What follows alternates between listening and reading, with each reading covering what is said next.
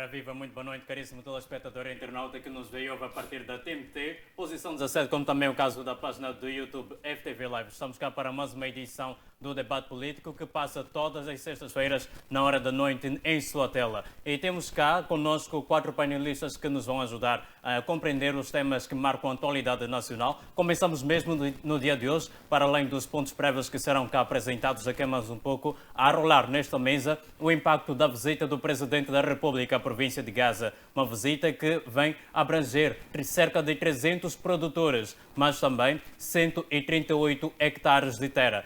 O Presidente da República realizou esta visita no distrito de Guijá e os nossos painelistas vão nos ajudar, pelo que eu passo a cumprimentar o caríssimo engenheiro Júlio Gonçalves, que nos vai ajudar a compreender qual é o significado político desta visita do Presidente da República ao distrito de Guijá, na província de Gaza, que abrange não apenas 300 produtores, cerca de 300 produtores, mas também 138 hectares de terra. Mas antes, quero por favor cumprimentar os nossos caríssimos telespectadores e internautas que nos vêm ouvir neste momento, como também apresentar os seus pontos prévios para esta noite. Muito boa noite. Muito obrigado, boa noite. Em primeiro lugar, quero saudar os nossos telespectadores e os nossos internautas, por nos honrar mais uma vez estar convosco nesta noite tão interessante para vermos os aspectos da nossa vida e a vida dos portugueses.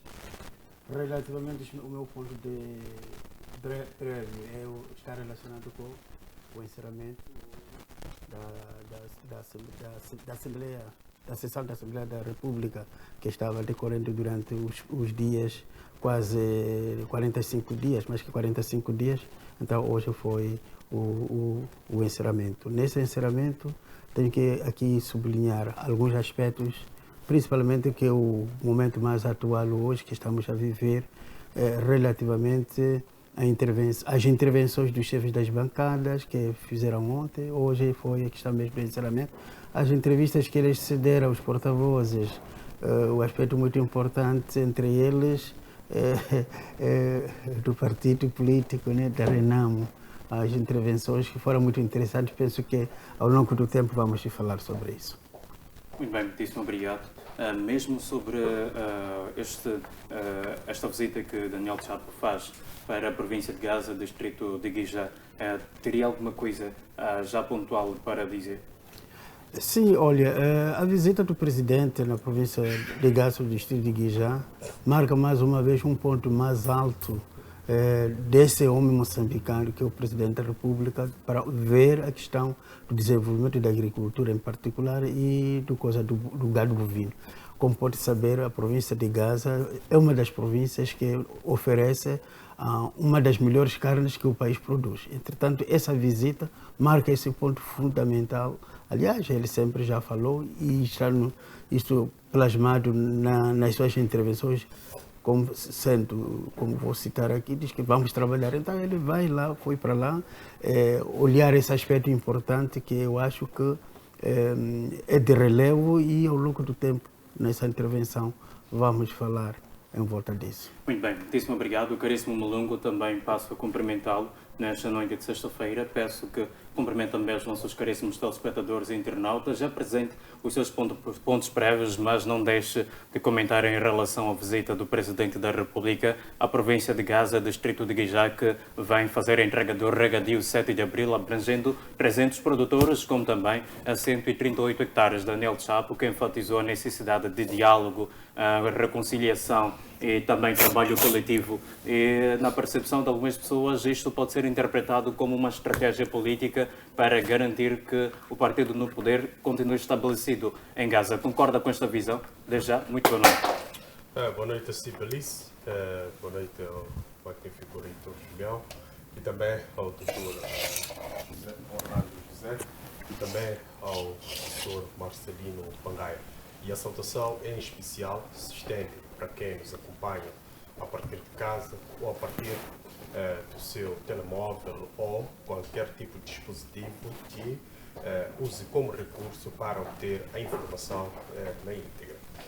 Bem, olhando para essa visita do Presidente da República, eu creio que no último encontro que o Presidente teve com o Venâncio Mondlane, falou-se de alastrar a ideia do diálogo inclusivo a todas as províncias do país. E eu creio que, numa primeira fase, podemos olhar esta visita do presidente Daniel Francisco Chapo a Gaza como sendo esta aproximação no sentido de manter este diálogo inclusivo. Mas não só, numa outra vertente, é uma visita de trabalho, quando nós olhamos para as atividades que lá foram, de facto, efetuadas. Falo da questão desse sistema de regadio e, se calhar, olhando para essa massa produtora, ou seja, os agricultores, se calhar, se o presidente levasse consigo lá alguns experientes agricultores, sejam eles nacionais ou internacionais, que pudessem orientar as populações a desenvolver a sua capacidade produtiva, no sentido de mecanizar a sua agricultura. Se calhar Gaza podia, de facto, produzir e os seus excedentes podiam, de facto, alimentar ou abastecer Maputo e, se calhar, outras cidades vizinhas, sejam elas de países vizinhos ou mesmo cidades vizinhas da cidade de Maputo. Então, eu creio que ainda falta muito sobre a ideia de amadurecimento das formas de produção em Moçambique, mas a iniciativa, ela per si, apresenta uma base sólida que, de facto, traz aqui uma espécie de uma luz para todos aqueles produtores a nível de Gaza. E fica manchado com as ofertas que a governadora fez na pessoa da governadora, e o presidente da República tendo recusado isso, tendo dito que se calhar era muita quantidade, podia levar uma parte e outra seria doada, se calhar terá sido um posicionamento razoável, porque um posicionamento mais aceitável seria uma recusa e levantamento de todos os instrumentos legais que fazem com que o presidente não possa receber presentes no âmbito do exercício das suas funções, por causa da lei da propriedade pública. Agora, nós temos que, de facto, olhar para a governadora de Gaza como sendo alguém que não tem uma responsabilidade política como tal e não tem uma responsabilidade social, ou seja, numa província onde tem muitas bolsas de fome, onde há muita insegurança alimentar, estima-se cerca de 96%, ainda temos uma governadora com coragem de fazer donativos, cerca de uma tonelada de arroz de qualidade ao presidente da República. Ou seja, nós estamos a dizer que o presidente não pode receber presentes, é que o presidente da República nem precisa deste tipo de presente, porque ele vai para lá e as pessoas o olham como quem está a trazer soluções para aquilo que são as suas inquietações. E a fome é a maior inquietação que nós temos no país. E se calhar este arroz, este gado suíno também, podia solucionar em boa parte esta fome que temos em Gaza. Agora, a questão de uso deste tipo de fenómenos por parte do partido no poder para poder, de facto, alavancar a sua imagem, eu creio que está de forma implícita em todas as movimentações do Presidente da República atreladas, mas é preciso compreender que o Presidente da República não pode ser aquela figura que é olhada como sendo instrumento para a manutenção da imagem do partido no poder. O partido no poder, ou seja, a Frelimo, deve criar seus próprios mecanismos, tem o seu secretário-geral, tem a sua equipe de trabalho, eles devem criar mecanismos próprios para poder, de facto, garantir essa lavagem de imagem e uma reaproximação com o público. O Presidente da República, ele, depois de ser revestido, passa a ser um indivíduo imparcial, ou seja, é presidente de todos os partidos políticos e é presidente de todos os moçambicanos. Então não pode ir para lá, de facto, e ser atribuída essa ideia de estar a representar um determinado tipo de partido político. Muito bem, muitíssimo obrigado. Passamos então a palavra ao professor Pangueia, o qual cumprimentamos nesta noite de sexta-feira, mas também cedemos espaço para apresentar aqueles que são os seus pontos prévios nesta noite. Mas, por que não, pedir que aproveite para comentar em relação a esta visita que o Presidente da República, Daniel Chapo, faz à província de Gaza, no distrito de Guijá. Como já foi dito anteriormente, é uma visita que abrange 300 produtores, isto é, de forma benéfica, mas o Presidente traz também uma abordagem sobre a necessidade de haver paz, reconciliação e trabalho coletivo. Este discurso que o Presidente faz, professor Pangaia, reflete de facto uma mudança na abordagem do Governo? Boa tarde, boa noite, aliás, telespectadores, boa noite, colegas do painel. Vamos nos debruçar sobre este assunto interessante, sobretudo por se tratar de uma estratégia que procura matar a fome no país, não é? A agricultura, ela devia ser e deve ser uma prioridade no nosso país, tendo em conta a insegurança alimentar que o país está a atravessar. Temos com cidadãos que dificilmente eles conseguem uma refeição por dia, com terras aráveis que o país possui, com o acúmulo das águas nas barragens, mas que infelizmente não tem sido aproveitado razoavelmente. Eu só espero que a esses que foram atribuídos terras que estão à beira dessas águas sejam produtores que efetivamente vão levar a cabo essa atividade. Porque o que acontece é que tem essas atribuições ao grupo de amigos que não têm capacidade de poder explorar, de fazer o uso e aproveitamento dessas terras, e por conseguinte ficamos com terras ósseas com a água a seu redor. Há dias estávamos a falar da barragem de Curumana, a qual está aí com extensas águas acumuladas, e em seu redor tem terras lá que foram atribuídos a supostos produtores, mas que não têm capacidade de fazer o uso e aproveitamento daquelas terras. Desta feita, o governo perdeu o investimento no concernente à construção daquela barragem que poderia ser útil para poder produzir alimentos. E o mesmo pode acontecer com essa infraestrutura de irrigação que foi entregue em Gaza. Esperemos que tenha se precavido no concernente ao contrato de atribuição dessas terras às pessoas que beneficiaram disto, ter um período razoável para que eles comecem a desenvolver a atividade. Se não puderem conseguir fazer isso, sejam retirados e atribua-se aos outros que tenham capacidade, porque caso contrário isso será um investimento em vão. Mas deixe-me lá poder apresentar aquilo que foi mais para poder ligar o fio de pensamento sobre esse tema, mas eu tenho um ponto prévio ligado com o barulho que está a acontecer no distrito de Moatize. No debate anterior nós já havíamos abordado isso, que o governo ele tem estado a receber impostos das empresas mineradoras, tanto que estão instaladas no distrito de Moatize, e desse imposto o governo tira 2,75% do referido imposto para beneficiar as comunidades locais, sobretudo aquelas que estão neste momento, que acederam tanto o espaço a essas mineradoras. Estamos a falar da comunidade de Benga, a comunidade Espanga 11, a comunidade de Cateme, e todas essas comunidades, elas devem beneficiar-se desses 2,75% do imposto que as mineradoras elas pagam.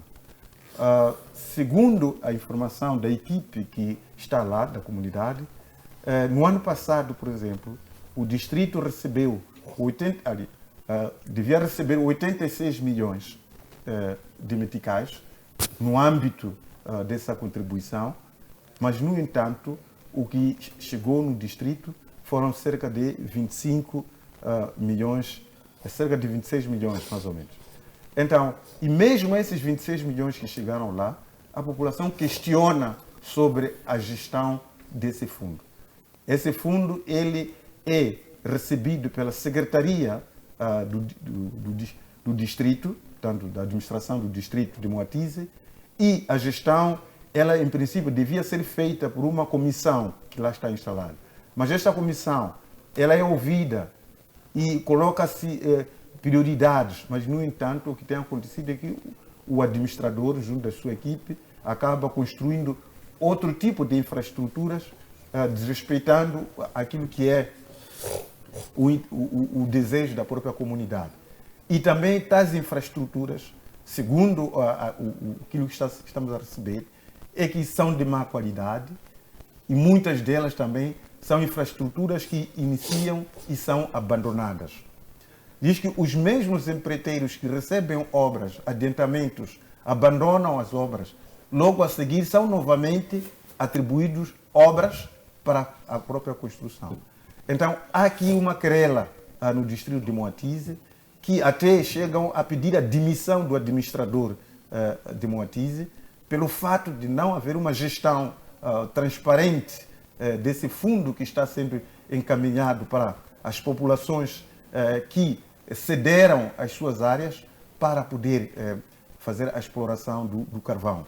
Então é importante que o Ministério das Finanças, ou aliás o Tribunal Administrativo, na sua componente de auditoria, ela possa ir ao distrito de Moatize para poder verificar efetivamente até que ponto ou como é que esse fundo que devia beneficiar a população está sendo gerido e o que foi feito, se calhar nos últimos 2 anos, porque os anos que estão a ser questionados agora fala-se de 2024 e o presente ano, que até então, segundo a administração, diz que ainda não recebeu e a comunidade não sabe ao certo se efetivamente não recebeu ou não, e os valores restantes que foram anunciados, que deviam receber 86, mas foram cerca de 25 que chegaram no distrito.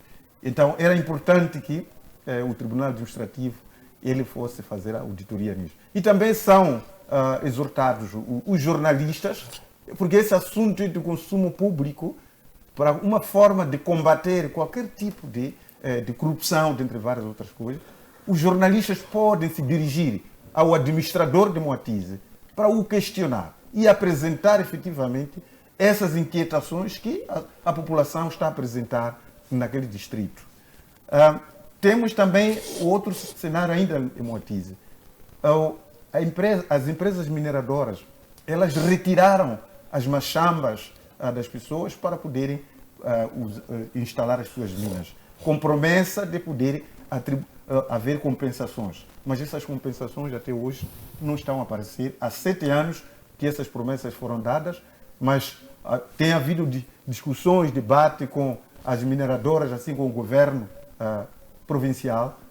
No entanto, até então, não há compensação por parte desses agricultores que perderam as suas machambas e hoje estão a passar fome. Aliás, esse assunto nós temos estado a abordar várias vezes sobre isso. O último ponto prévio tem a ver com a questão de apresentação do Inocêncio Impissa quando vai à conferência de imprensa. É preciso respeitar o povo. Vai à conferência de imprensa com a camisa desbotoada, argolas de qualquer maneira, colocado a bandeira nacional aqui e a ser visto em todo o país e na diáspora. Não faz sentido. As nossas autoridades devem ter uma estética, uma apresentação aceitável, que nós sabemos de que até tem subsídio de representação. Aquilo é desrespeitar a população. Não se pode ir às câmaras de televisão com camisa desbotoada, vestido de qualquer maneira e poder estar aí a dirigir-se à nação. Eu acho que deve-se rever essa questão. O senhor, o ministro da Administração Estatal e Função Pública, aliás, até devia ter um exemplo para como os funcionários devem se apresentar nas instituições.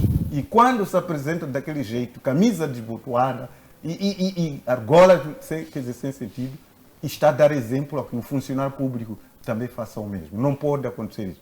Aliás, eu acredito que tem visto na sua instituição, qualquer funcionário que é chamado por si como ministro no seu gabinete, não vem da maneira como está a se dirigir junto da sociedade moçambicana. Muito obrigado. Muito bem, muitíssimo obrigado. É com esta exortação em Pisa que nós fazemos a transição para Orlando José, o qual digo muito boa noite e deixo apresentar os seus pontos prévios nesta noite de sexta-feira, mas sem deixar de lado o tema já em debate, a visita do Presidente da República ao distrito de Guijá, na província de Gaza, que este projeto, a 7 de abril, a entrega do regadio, já é considerado como algo vital para aquela região, para o desenvolvimento. A pergunta que eu faço é: quais são os possíveis impactos sociais e económicos que esta visita poderá ter, não apenas para Gaza, mas também para o país?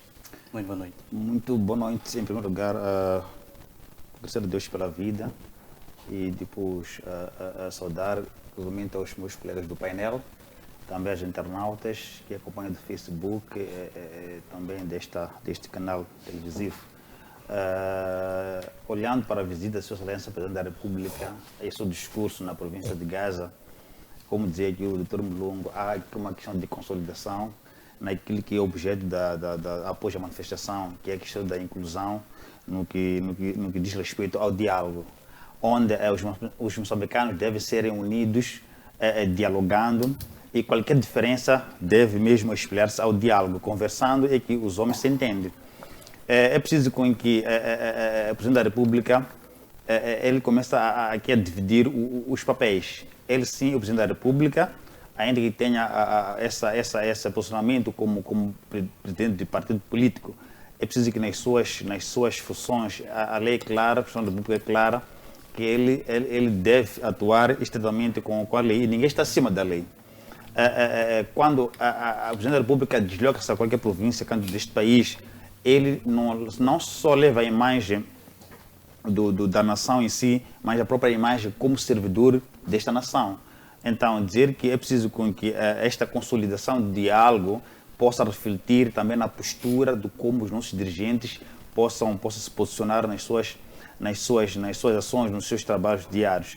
Então, em relação à província de Gaza, a questão da agricultura, esse desenvolvimento, esse incentivo, eu creio que é de louvar esta ideia, porque precisamos de ver um país ou uma província a desenvolver. E o desenvolvimento é o resultado do trabalho. E este trabalho, de uma forma diferenciada, podemos ver a questão da agricultura, que é o objeto de discussão em causa, onde o Presidente da República incentiva, né, a população de Gaza a apostar nesta atividade e também a demonstrar aqui que é preciso com a agricultura, né, possa-se ver a questão do crescimento, né, econômico, crescimento social em si na província de Gaza. Então, isto é preciso com que essa iniciativa, não só na província de Gaza, inclusive para outras províncias também, e não só, a província de Gaza é uma província que, em termos de produção agrícola, é uma das províncias que está no topo das atenções do país. Na televisão, né? E, inclusive,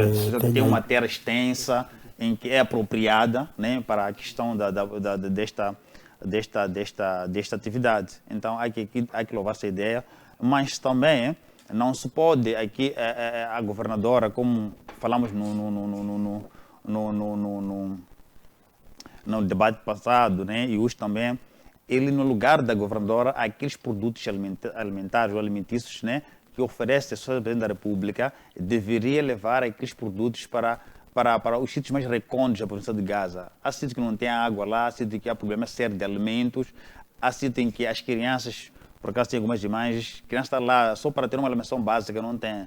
E, em contrapartida, está na imprensa como se fosse alguém que está preocupado em querer escovar alguma coisa. Não. A única forma de escovar o Presidente da República é pelo trabalho. É preciso que os governantes provinciais, distritais, demonstrem ao Presidente da República porque eles foram confiados àqueles cargos.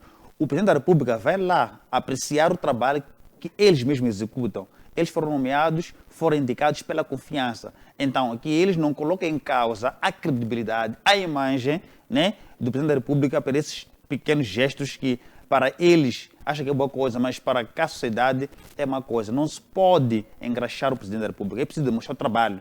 aquele produto alimentar que ele ofereceu, 10 toneladas, não sei, de arroz, se tivesse levado aqueles produtos, as zonas recônditas, oferecer às comunidades e informar o Presidente da República. Estivemos no distrito Xixi e lá oferecemos tantas toneladas de arroz e em questão de alimentação há uma mudança deste género e as coisas funcionam desta forma.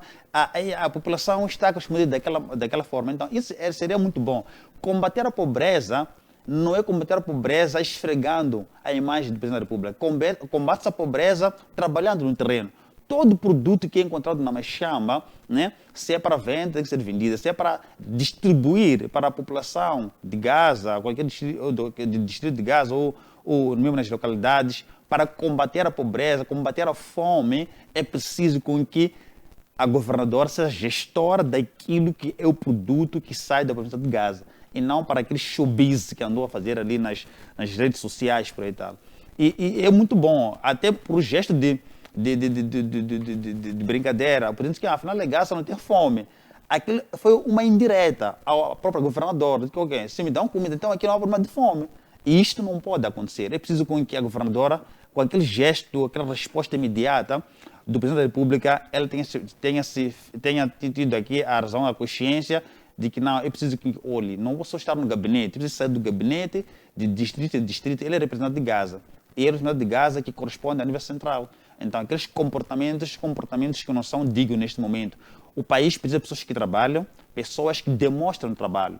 Então, essa conversa do Presidente da República com o Venâncio Mondlane e depois por si sai, faz a réplica nas províncias, aquilo é o sinônimo de que Moçambique ele precisa de pessoas, irmãos e comprometidos com a causa da nação e não comprometidos com causas individuais ou coletivas de uma organização partidária. Não, é preciso com que estas duas figuras, né, possam se cada vez mais a se aproximarem e a lutar pela organização do país e eles serem líderes de exemplos, porque é aquilo que nós queremos. Todo moçambicano, né, tem essa primazia e esse privilégio de lutar pelo próprio país. E esse é um dos exemplos. Então, o Presidente da República, cada sítio que ele faz visita, ele faz menção em relação ao diálogo inclusivo, a questão da viver como irmãos, lutarmos como irmãos, e é isso que nós queremos. Há que louvarmos essas ideias, louvamos essa prática, porque aquilo é de topo ao base. Significa que se o Presidente fez aquilo, aquele gesto, aquelas ações, então deixarão até a base. Então, é o que nós queremos, é um país que tem valores e princípios que possa construir. A questão dos diferendos, isso é normal que aconteça, onde a pessoa sente-se lesado, tem o direito, né, de exigir, né, de lutar, né, de pressionar com que as coisas possam mudar. É isso que nós queremos. Não podemos ver esse gesto como uma espécie de um colúrio para colocar em causa a imagem de um partido ou do outro. Não, não é isso. É preciso que haja uma divisão. Como dizia aqui o Dr. Mulungo, o Partido Frelimo tem que arranjar o seu momento próprio para fazer mobilização, né, dos seus quadros, né, na qualidade de secretário-geral da Frelimo e também os secretariados de técnicos, também provinciais, distritais, para trazer a propaganda e a imagem do partido, mas que deixem o chefe do Estado trabalhar com aquilo que foi o compromisso no ato de juramento e no discurso no primeiro dia quando ele foi empossado. É isso que nós queremos. Então, nós queremos um Estado de direito democrático onde há separação entre o partido e o Estado, onde as ações são separadas, onde os eventos também são separados. Então, neste momento, temos que ver um chefe do Estado em que é presidente de todos e representa a todos. E também ele como pode dizer, ele se conecta a todos os líderes das organizações para que Moçambique possa desenvolver, ter uma imagem diferenciada. Hoje temos este partido que está a liderar, amanhã temos outro grupo, né, a liderar o país. Então, aqui tem a mesma cultura, a mesma conduta, né, para que o país possa crescer e que possa ter aqui os valores princípios que identificam a própria moçambicanidade. Muitíssimo obrigado. Acho que por conta do tempo existe a Só necessidade. um aspecto aqui. Sim, muito brevemente, professor Pangai, já Sim, para passarmos para o próximo tema. Precisamos de poder analisar a postura da governadora de Gaza ao fazer aquela oferta. Eu acho que o presidente Daniel Francisco Chapo deveria ter cortado este mal pela raiz. Aquela prática é aquela que existiu nos últimos anos para fragilizar a cognição dos dirigentes. Então, criam esse tipo de presentes, ofertas, e são esses líderes que acabaram sequestrando o partido Frelimo. Muitos deles vieram exatamente com esse tipo de presentes, não é? Lembro-me num debate onde o Gil Aníbal estava a falar de alguém que compra uma camiseta por 1 milhão de meticais. Imagine lá onde que esse indivíduo encontra valor deste. Mas tudo isso só na tentativa de sequestrar a cognição dos dirigentes para poderem passar a dançar a música desses senhores. O Partido Frelimo hoje está ficando sequestrado por esse tipo de comportamento.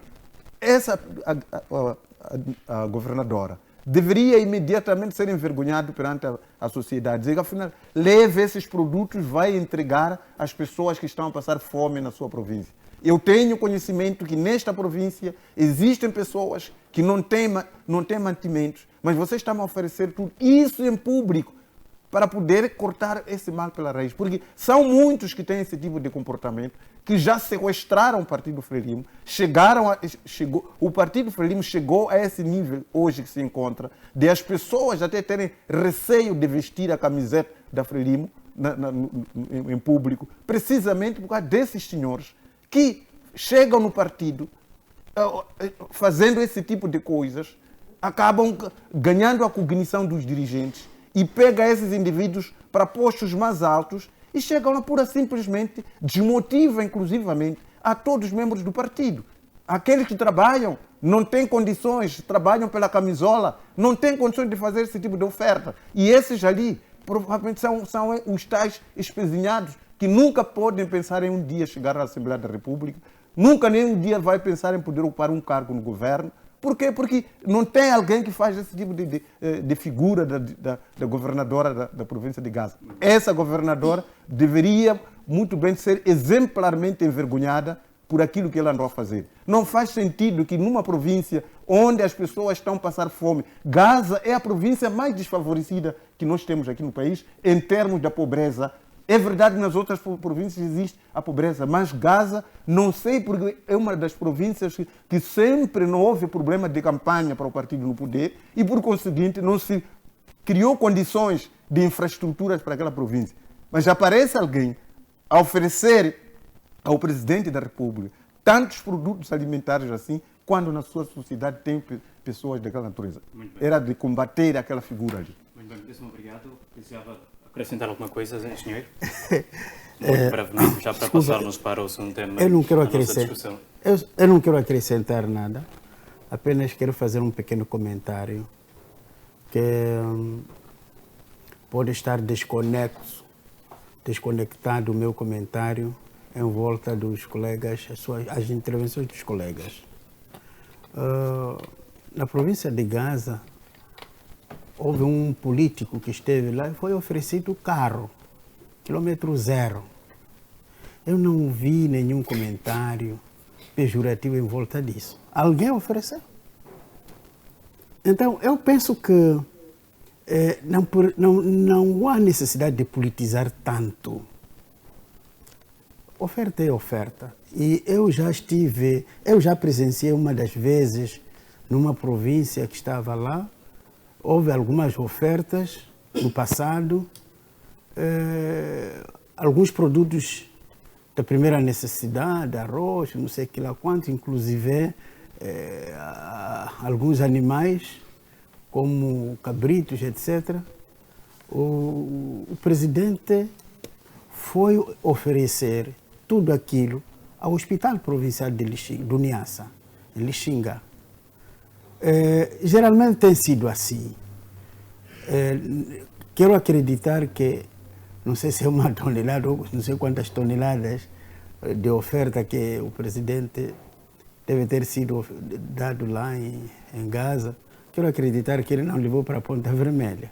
Pelo contrário, esse tipo de ofertas geralmente é para apoiar serviços sociais nos hospitais, nas casas dos idosos, etc, etc. Eu só era para comentar essa parte. Muito obrigado. Muitíssimo obrigado. Passamos então do setor da agricultura e falamos agora sobre o setor da educação, em que recentes informações dão conta que há uma suposta implementação de um sistema de passagem automática neste mesmo setor. No entanto, o Ministério da Educação e Cultura veio desmentir essas alegações, afirmando que não existe nenhum sistema de passagem automática, nem mesmo de atribuição de notas a alunos do ensino secundário, mas sim houve uma interpretação errônea da lei número 94/GM/MEC 2025, que visava, na verdade, resolver questões específicas do próprio setor relacionadas a alunos que foram afetados pela pandemia da Covid-19. É uma pergunta que eu já trago cá para o engenheiro Júlio Gonçalves em relação à comunicação mesmo do Ministério da Educação ao público em geral. Como é que esta comunicação do próprio Ministério sobre a progressão dos alunos tem afetado a percepção pública nos dias atuais? Bom, como sabe, as comunicações sempre têm sido bem dadas, mas alguém, no sentido negativo, pega uma palavra só e tira o resto, então a mensagem fica distorcida. Eu acompanhei esse processo na qualidade de professor universitário e dirigente de uma universidade. São aspectos que nos interessavam, tendo em conta que um dos requisitos de acesso ao ensino superior é ter a 12ª classe concluída. Entretanto, a questão de passagens automáticas, acredito que não existe. Esse assunto também foi colocado quase em todas as instituições, não só o ensino secundário, as universidades tiveram esse momento, um momento morto. Aquele momento que agora é quase irrealizável. Quer dizer, não se pode perceber que aquilo que nós passamos em 2021, certo? No momento da Covid, que hoje seja uma novidade. Hoje não tenha razão. Porque naquele momento, quando apareceu a Covid, o país foi afetado pela Covid-19, todos nós, dirigentes das instituições superiores, públicas e privadas, tivemos um encorajamento do Estado, do governo, no sentido de não colapsar a educação do país. Não colapsar, o que significava? Significava que não poderíamos fechar as portas. E as metodologias, essas novas tecnologias, do processo de ensino e aprendizagem, fomos melhorando. Naquela altura, todos nós estávamos no zero, exceto aqueles que estavam no sistema de ensino à distância. Entretanto, fomos introduzindo esse sistema online, etc. Era uma novidade. Alguns casos, eu posso dizer aqui, que tiveram dificuldades de como avaliar, como trazer as evidências das avaliações. E esse processo, junto com o governo, o CNAC, etc., fomos encontrando uma forma de conseguirmos não colapsar a educação no país, introduzindo várias formas de avaliação, não só quantitativas, mas também avaliações qualitativas. Aliás, isso hoje é prático. Por exemplo, na sala de aulas, as nossas aulas, não só fizemos aquelas avaliações quantitativas, teste, com anotação, com nota máxima de 20 valores, 1 ou 2 testes ou 3 testes, mas todo o processo de ensino e aprendizagem na sala de aulas, há avaliação. Então, é na base disso que se chega a uma conclusão no final do semestre para dar alguma qualificação. Entretanto, eu penso que o Ministério deu boa informação, que não era a questão de devolver as passagens automáticas quase no Sistema Nacional de Educação, mas sim era para resolver um processo específico. Eu vou dar um outro exemplo. Na década de 80, a Faculdade de Direito, o presidente Samora Machel encerrara por algum motivo. que não vou aqui decifrar todos os motivos que justificaram o encerramento da Faculdade de Direito. Em 2000, já com o novo ministério, na altura, chamava-se o Ministério do Ensino Superior, Ciência e Tecnologia, MESCET, onde eu trabalhei, já tínhamos pessoas, já na década de 80, tínhamos estudantes, naquela altura, que estavam no 4º ano do curso de Direito, que não tinham concluído o curso, porque não tinha sido encerrado o curso por motivos que já acabo de dizer. Tínhamos estudantes, na altura, que estavam no 3º ano do curso de Direito, que também estavam quase a terminar o 3º ano para o 4º ano. Tanto aqueles estudantes do 4º ano, que estavam no 4º ano, quanto aqueles que estavam no 3º ano, que estavam para ir ao 4º ano, toda a faculdade foi encerrada. Já no ano de 2000, teve que se tomar uma decisão. Como enquadrar aquelas pessoas? Muitas daquelas pessoas já estavam a exercer atividades jurídicas, etc, etc, etc. Alguns já eram ministros nas respectivas áreas ou nas outras áreas afins. Como resolver? Então, houve uma necessidade de aconselharmos na altura o Ministério para que se tomasse uma decisão assim, daquela maneira. E foi ultrapassando essa situação. Aqueles indivíduos, os estudantes da época, que estavam no 4º ano, que estavam no 3º ano, não queriam voltar para a faculdade para fazer o 3º ano ou fazer o 4º ano, respectivamente. Então tivemos que encontrar um meio termo para resolver esses assuntos específicos. Entretanto, o que eu quero aqui dizer? Quero dizer que cada momento é um momento, toma-se uma decisão para resolver um determinado problema, um assunto, e eu penso que isso chama-se sabedoria. Muito obrigado. Muitíssimo obrigado. Caríssimo Lungo, o engenheiro Júlio Gonçalves considera que o MEC, isto é o Ministério da Educação e Cultura, veio a saber comunicar-se. No entanto, a controvérsia nasceu. Esta controvérsia sobre a suposta implementação da passagem automática no ensino secundário revela ou não um problema, uma falha na comunicação institucional e a desconexão entre as políticas educacionais como também as expectativas da própria sociedade moçambicana?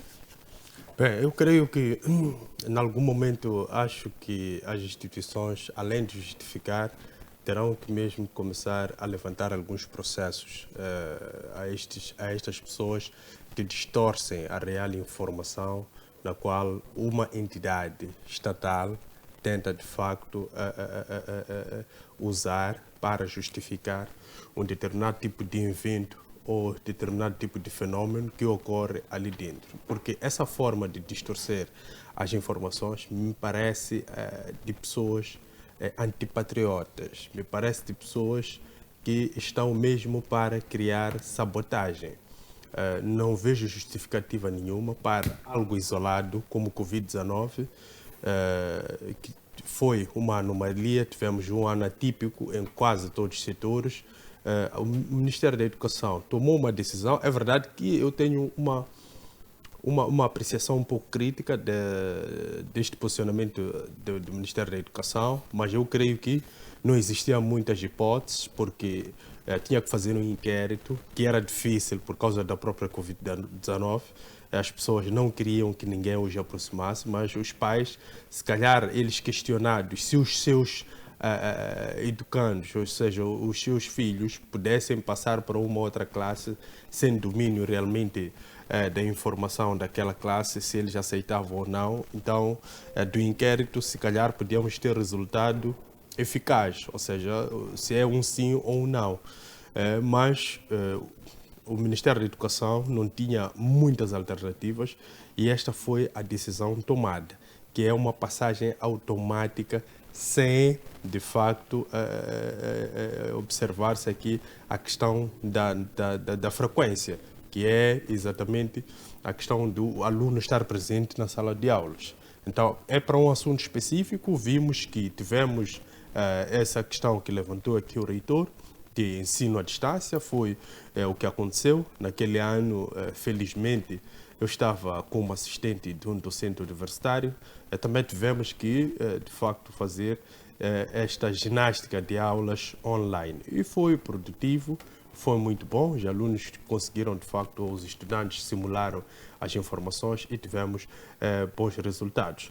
Mas é preciso, numa outra vertente, às vezes, antes de publicar ou trazer ao público estas informações, a nível interno, as instituições amadurecerem o assunto e depois escolher alguém como porta-voz para poder transmitir estas informações.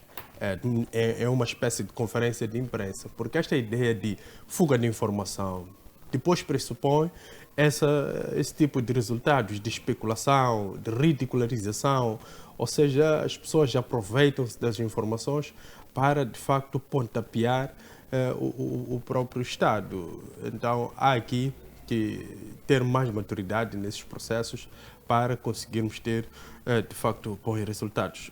Senão, vamos cair mesmo naquela percepção que houve no ensino primário da passagem automática, que quando se ouviu passagem automática, as pessoas logo pensaram que aquele que não tem nota de frequência, aquele que está matriculado, deverá automaticamente, a cada final de ano, passar para uma outra classe, enquanto que a ideia basilar era que, de facto, a pessoa de primeira a segunda classe não podia mais fazer as matrículas, ou seja, passava automaticamente. Não significava que a pessoa sem nota podia passar. Então ficou aqui um mal-entendido, mas depois houve um esclarecimento. Então, muitas das vezes os comandos dos chefes não estão corretos, temos que visitar as leis para que, de facto, as leis sejam instrumentos orientadores de qualquer tipo de ação que nós estamos a tomar dentro das próprias instituições. Muito bem, muitíssimo obrigado. Eu passo então a palavra ao professor Pangaia. Professor Pangaia, como docente, quais consequências é que acredita que podem haver da implementação de um sistema de passagem automática, mas consideramos já que o Ministério da Educação veio desmentir que não haverá esta implementação. Isto porque as pessoas interpretaram de forma negativa o despacho número 94/GM/MEC 2025, que na verdade tinha como objetivo resolver apenas questões relacionadas a alunos afetados pela pandemia da Covid-19. E que consequências é que podem vir caso de fato o Ministério quisesse implementar a passagem automática no ensino secundário? Olha, eu esperava que, aliás, espero que o Ministério da Educação, os documentos que ele elabora, sejam os mais clarividentes possível em relação às outras instituições. Eu vi a ministra da Educação e Cultura no Parlamento a se enrolar para poder tentar explicar este caso. Não conseguiu trazer uma linguagem clara para deixar a sociedade clarividente relativamente a esse assunto das passagens automáticas. Até agora, não está claro se existe ou não passagens automáticas. Porque eles falam de progressões e depois falam de passagem por exames, por avaliações nos níveis de terceira e sexta classe. Quer dizer, há uma... Por exemplo, diz assim, o Ministério da Educação explica que as progressões no subsistema primário de ensino no país ocorrem por ciclos de aprendizagem. Ou seja, na terceira e sexta classe, fim dos quais os alunos são submetidos à avaliação para transitarem ou não ao nível seguinte. Significa isso que os alunos eles só são avaliados para poder transitar para o nível seguinte, na terceira e sexta classe. E da primeira à segunda classe, como que transitam? Não é uma transição automática. E depois, da quarta para aqui até sexta, como é que passa esse estudante? Porque está a dizer aqui de que esses alunos são submetidos à avaliação para transitarem ou não ao nível seguinte. Isso feito na terceira e sexta classe. Nos outros níveis fazem o quê? Não é passagem automática? E vamos apontar as então, consequências. É uma situação, é algo que, em princípio, o próprio Ministério da Educação se enrola com aspectos tão clarividentes assim. Porque temos aqui classes que não são avaliadas. E dizem que progride. Essa progressão é com que base? Não é o automatismo. Outra coisa, 2020, houve acadêmicos que disseram vamos anular o ano acadêmico de 2020 porque o país não está em condições de introduzir o ensino híbrido. Sobretudo no ensino primário, mesmo no ensino secundário. Não havia condições. Mas vieram ali, como essa governadora da província de Gaza, vieram ali, lambobotismo, sei lá o quê, andaram a coisa, e fizeram com que o governo pudesse alinhar por essa questão. É vergonhoso isto aparecer hoje, que afinal de contas, em 2020, praticamente não houve nada. Por que deixaram passar sem notas? E só hoje é que pretendem coisa? Se houve a necessidade de fazer passagem administrativa, devia-se atribuir notas a esses estudantes. E não isso que aparece hoje. E a decisão correta, efetivamente, seria essa de anular o ano escolar de 2020. Porque isso aqui é aquilo que nós estamos a ver hoje. Essa incompetência que nós temos estado a ver por alguns ministros provém dessa fraca educação, que nós estamos a permitir que esses currículos estejam em vigor no nosso país. São currículos falaciosos, que pura simplesmente aqueles que são donos do mundo nos impingem nisto e os nossos concidadãos aceitam para manter a cognição estagnada, pura simplesmente. Aquilo que está acontecendo hoje na educação no nosso país, olha, é questionável. É questionável. Então, eu acho que é incongruência do próprio setor da educação. Por favor, o setor da educação, elaborem esses decretos, esses documentos clarividentes para que a sociedade ela possa perceber efetivamente. Esse termo de progredir sem nenhuma avaliação, sem avaliações e depois realizar avaliações na terceira e sexta classe, isso chamam o quê? Não é passagem automática. E depois parecem com letras grandes que não há passagens automáticas no ensino primário. Como? Então, há uma contradição nisso. Da mesma maneira que estávamos a falar dessa governadora do Costa de Gaza. Ela conhece a lei de probidade pública, que não pode dar presentes a um dirigente. E ela fez isso. O que é isso? Nós sabemos que a nossa cultura, essa questão de oferecer um hóspede, sei lá o quê, a nossa cultura aceita isso.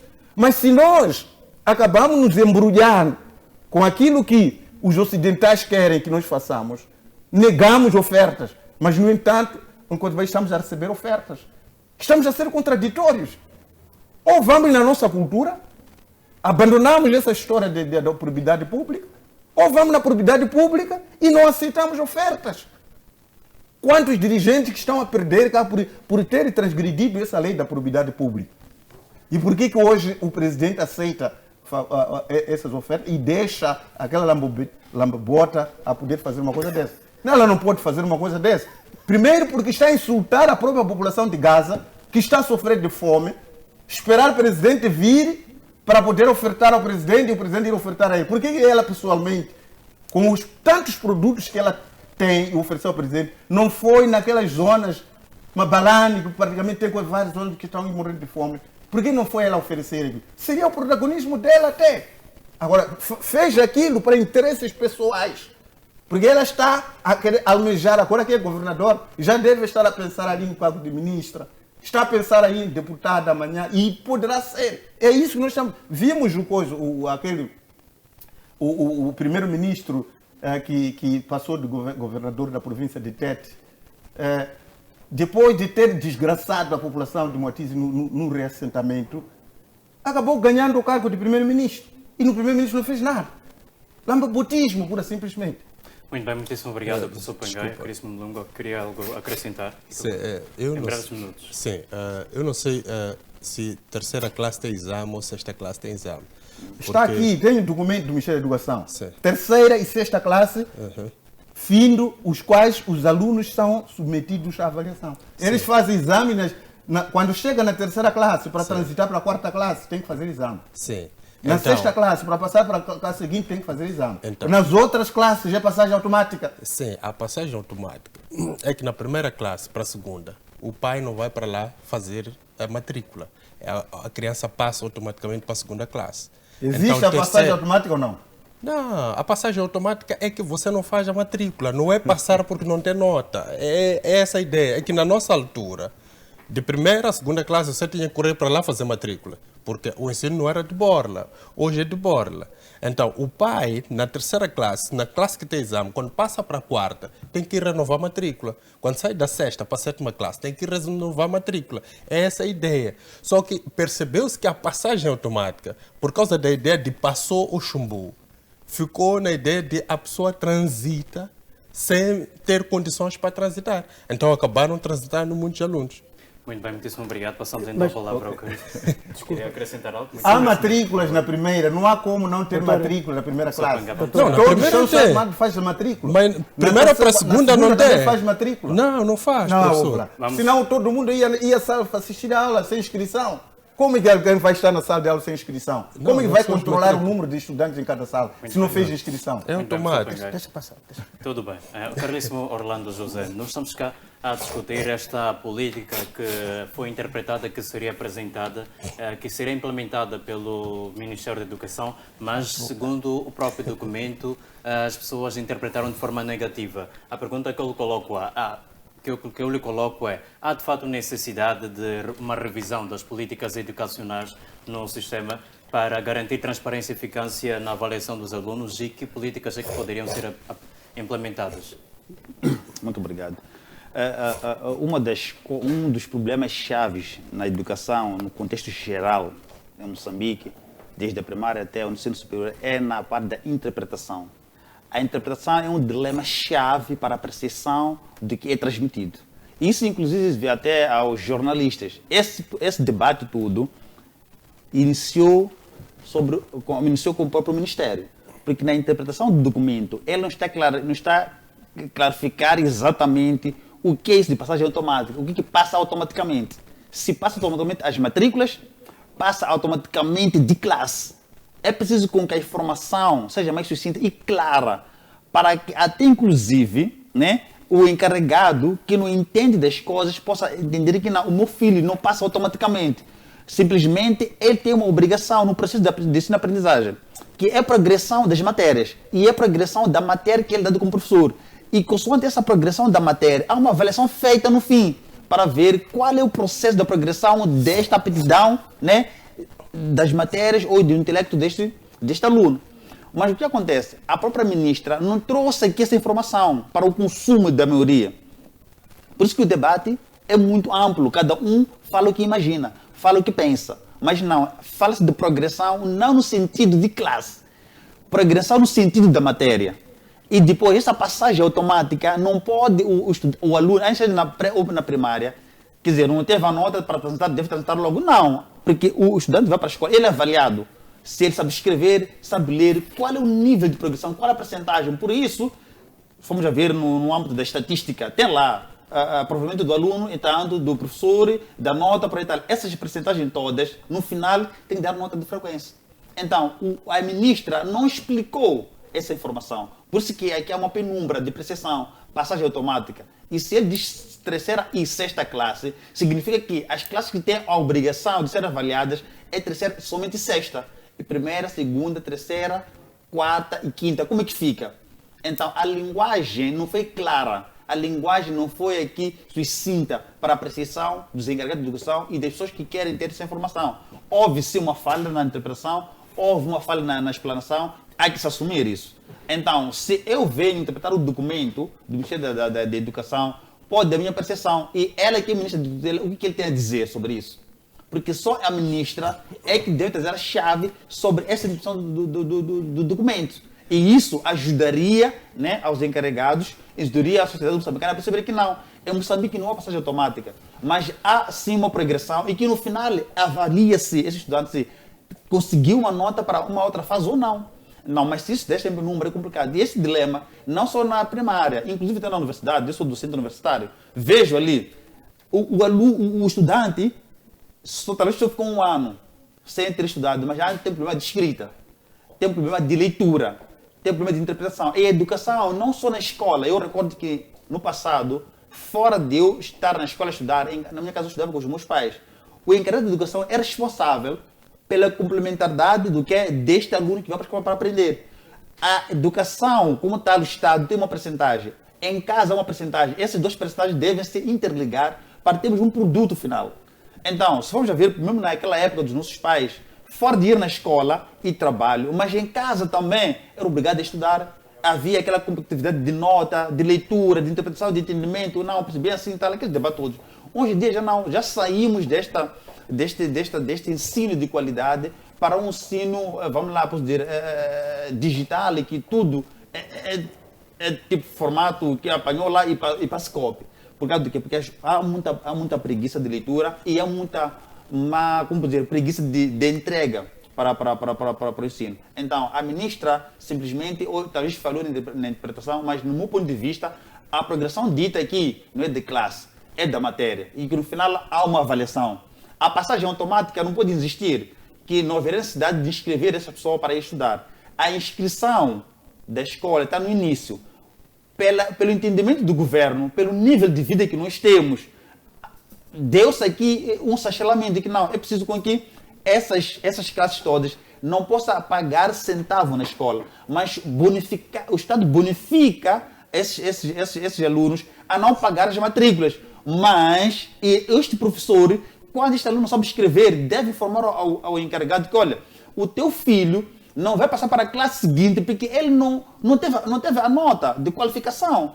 Isso é que é qualidade. Então, se formos já ter essa passagem automática sem nota, estamos a formar pessoas que não sabem o que está passando de classe. Isso é muito errado. Eu, com a terceira classe, já fazia carta, já lia, já escrevia na terceira classe. E eu tinha que fazer redações, tinha que ler, tinha que interpretar, tinha que explicar ao meu pai em casa. O que é isso de escola, o que eu aprendi lá diariamente, porque era uma exigência. E hoje em dia já essas coisas não acontecem. Por causa do quê? Porque esse ensino de passagem automática é uma forma de querer aqui trazer uma nação num abismo que infelizmente não vamos ter uma nação com qualidade. Vamos ter uma nação com quantidade de pessoas que têm diplomas, mas que no final não têm nada para oferecer. Então, é preciso que podemos olhar, mesmo nas universidades, os reitores, por exemplo, nas reuniões ali e tal, há muita reclamação muitas das vezes.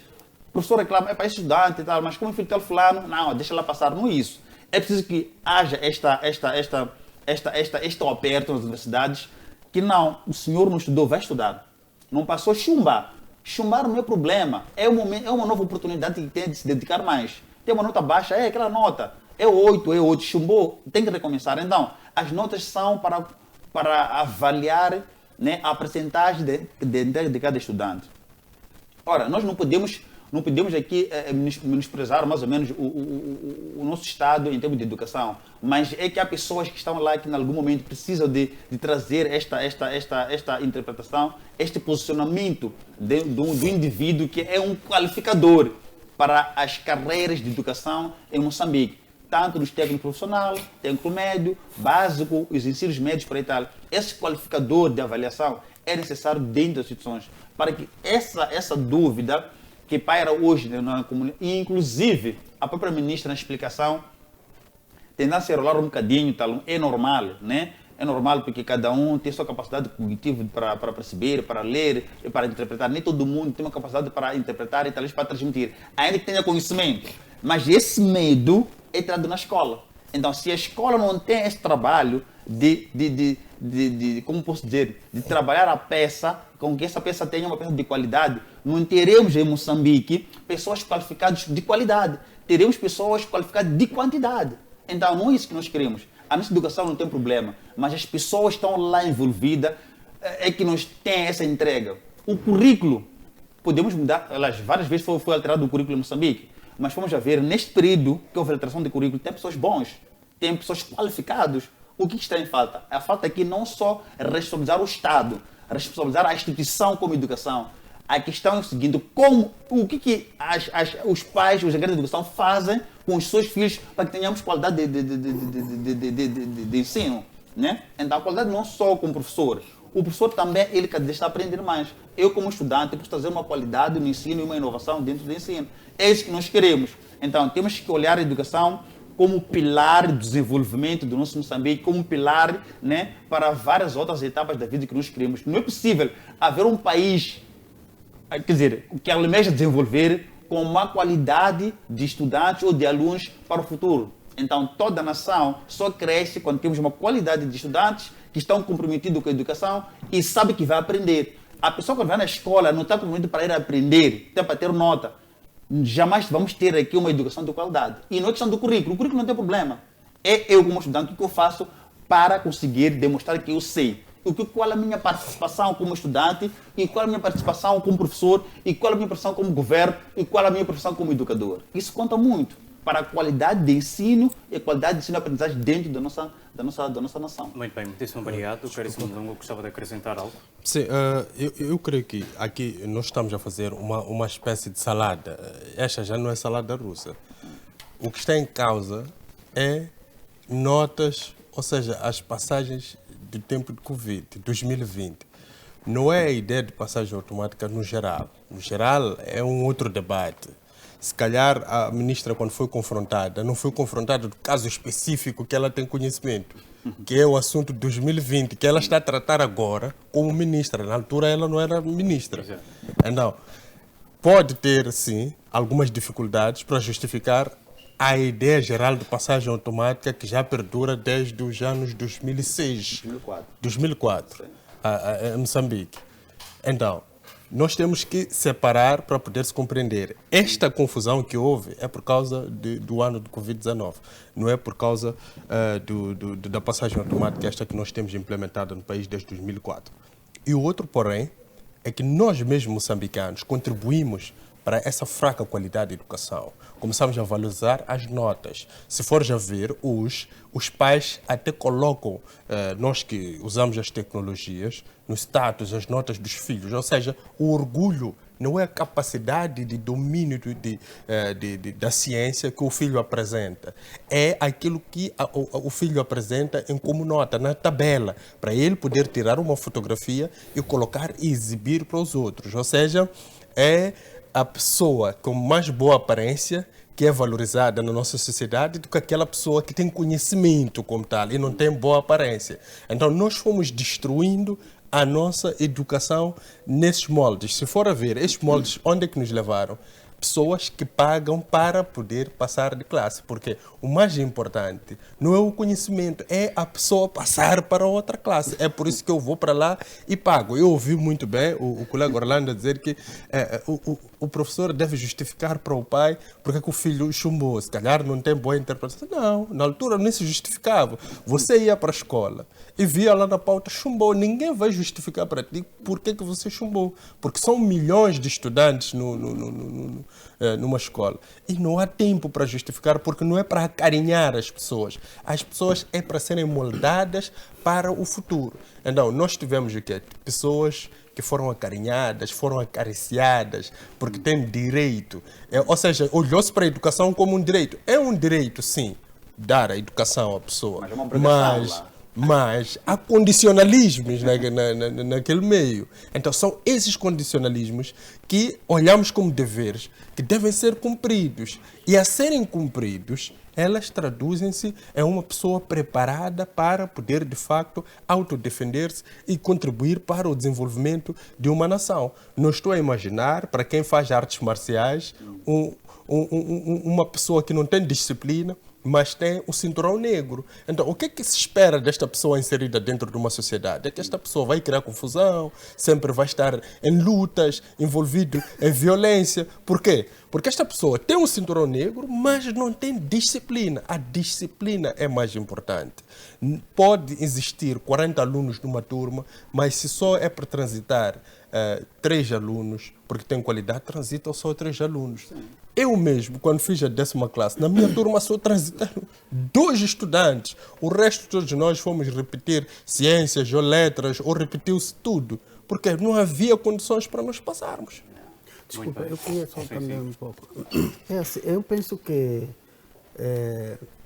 está muito claro, pelo menos a mim, do meu lado, fiquei muito claro com a intervenção da Sua Excelência Ministra, porque ela estava a explicar um assunto específico.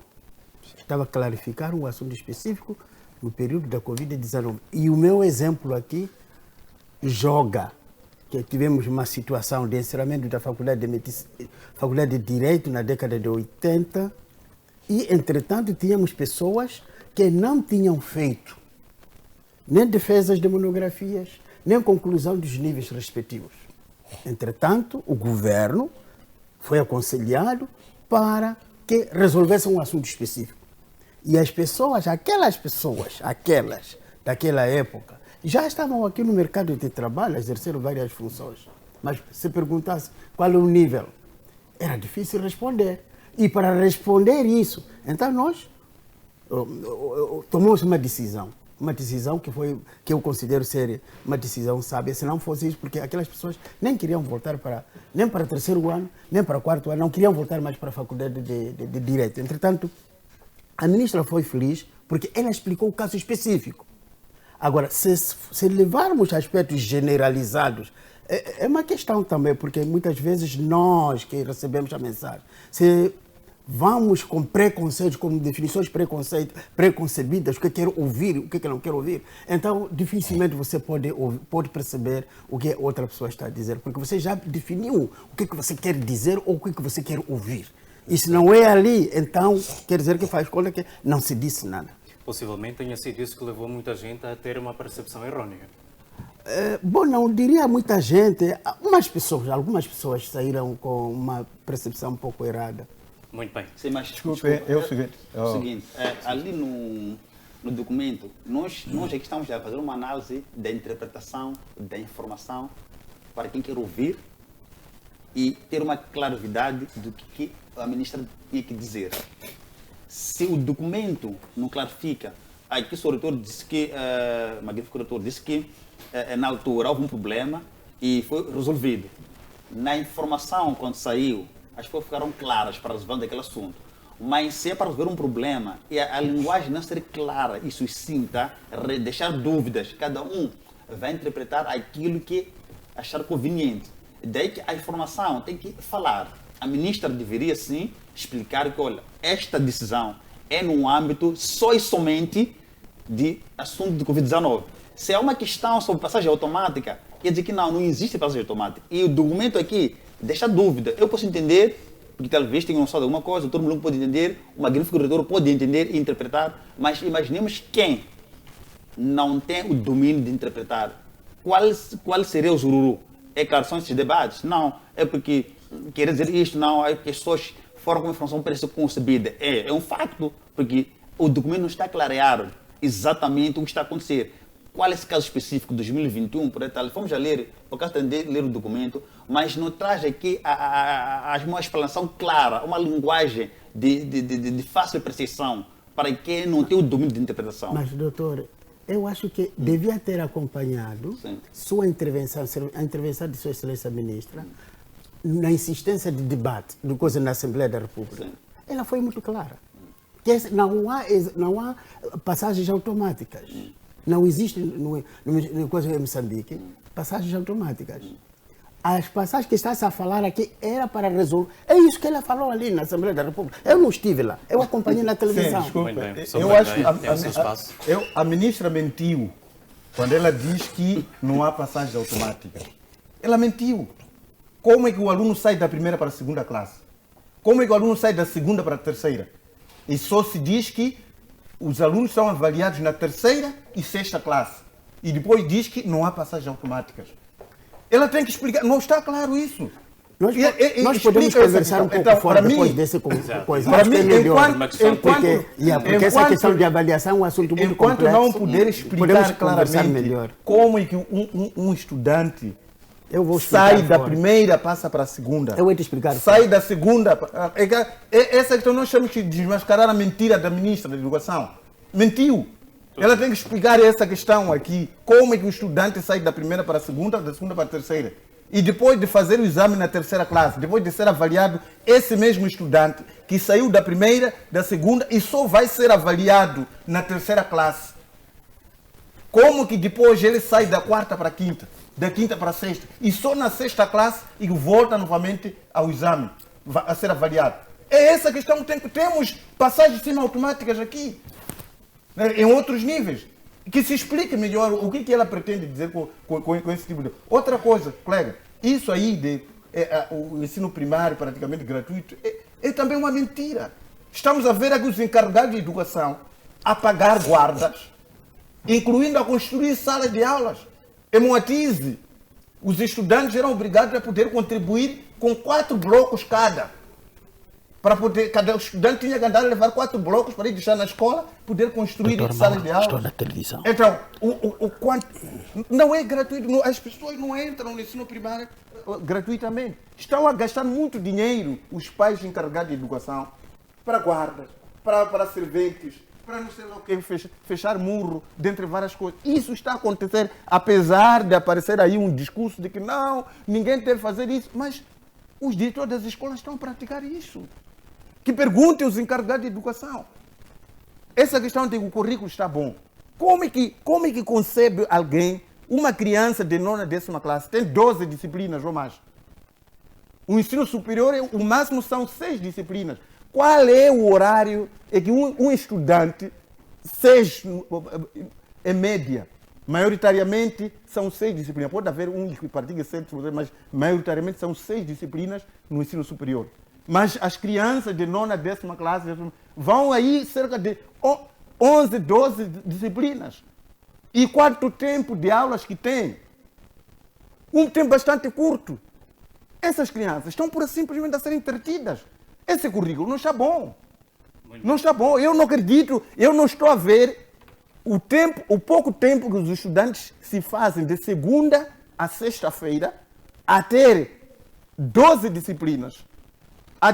Essas disciplinas serem distribuídas por que carga horária por dia, para ele conseguir ter uma formação de qualidade com 12 cadeiras. É entreter crianças. O currículo não está bom, colega. Muito bem, muitíssimo obrigado. Vamos passar para o próximo. Só 30 segundos. Tudo bem. Eu concordo que o currículo não está bom, mas a ideia de cobranças de matrículas, eu creio que isso já é individual. Ou seja, em cada escola, o diretor de cada escola. O conselho, da escola. Sim, o conselho da escola. Eles vão, de facto, cobrando a sua maneira. Mas há uma claridade no topo. O ensino primário é de borla, não se paga. Agora, o topo não tem capacidade, muitas das vezes, de fazer fiscalização nas escolas. Quem deve fazer a fiscalização é a população, deve fazer pressão lá. Por isso que crescemos a ouvir unidade, vigilância. Temos que ser vigilantes, temos que fazer pressão lá ao diretor. É por isso que este ano mesmo, no início das matrículas, tivemos muitos problemas nas escolas, no âmbito das inscrições das crianças, porque alguns pais não estavam a aceitar, porque depois das manifestações ganharam outra consciência, ou seja, já conseguem exigir os seus direitos, estavam lá a exigir os seus direitos. Então, esta pressão trouxe, de facto, muitos problemas deste género.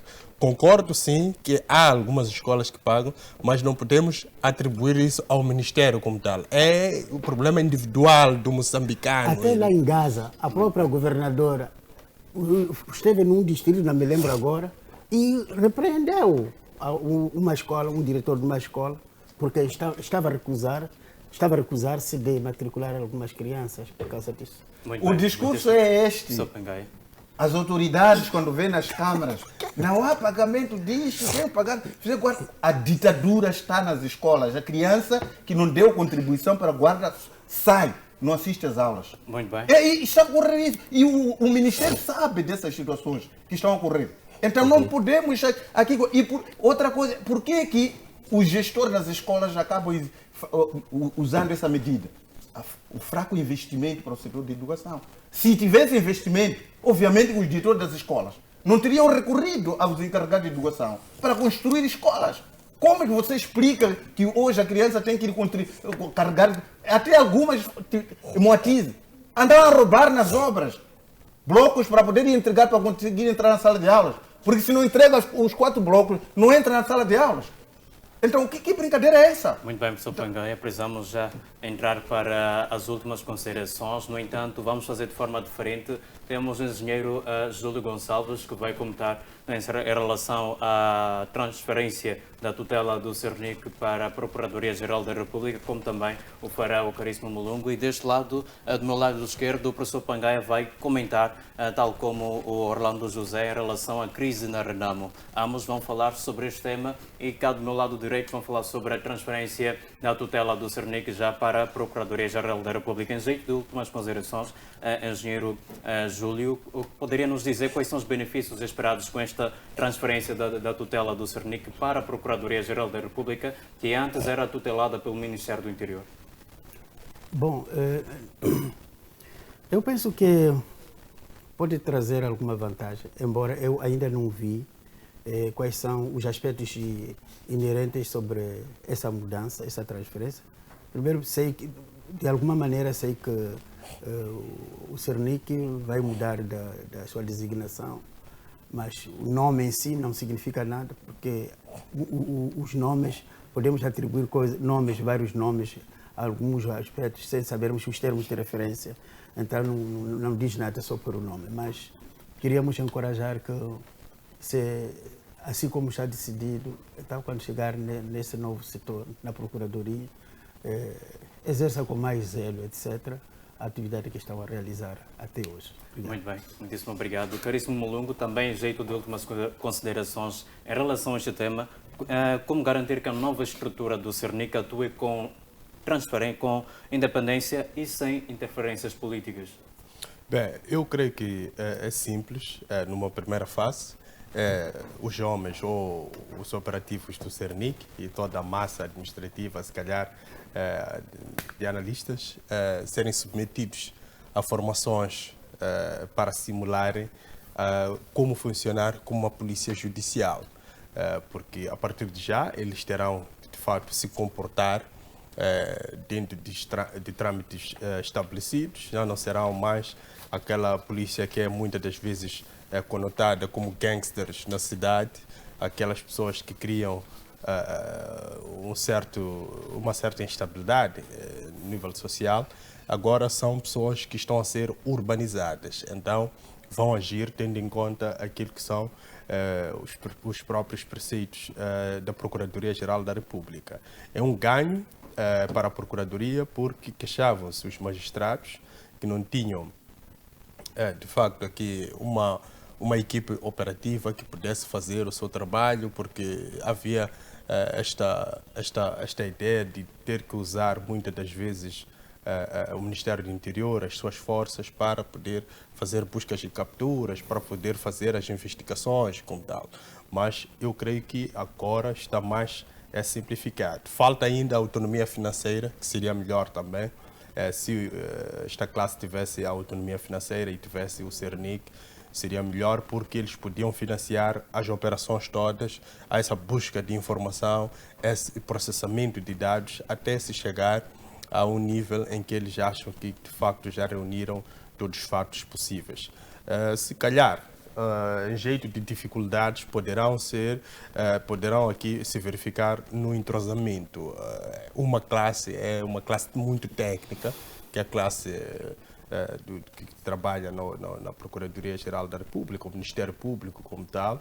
É uma classe muito técnica. Estão a vir pessoas que, se calhar, o método de investigação que sempre usaram foi na base de uso de pressão aos detidos, ou também a uma determinada espionagem. Eu digo espionagem, ou seja, alguém que vai lhes dizer que há um problema X, há um problema X. Agora eles terão que receber comandos através de um critério estabelecido por lei, ou seja, eles terão crimes específicos por tratar, eles já não vão tratar qualquer tipo de crime. Então, eu por aí, se calhar, vejo alguma dificuldade no entrosamento, mas creio que é um ganho democrático para o Estado moçambicano.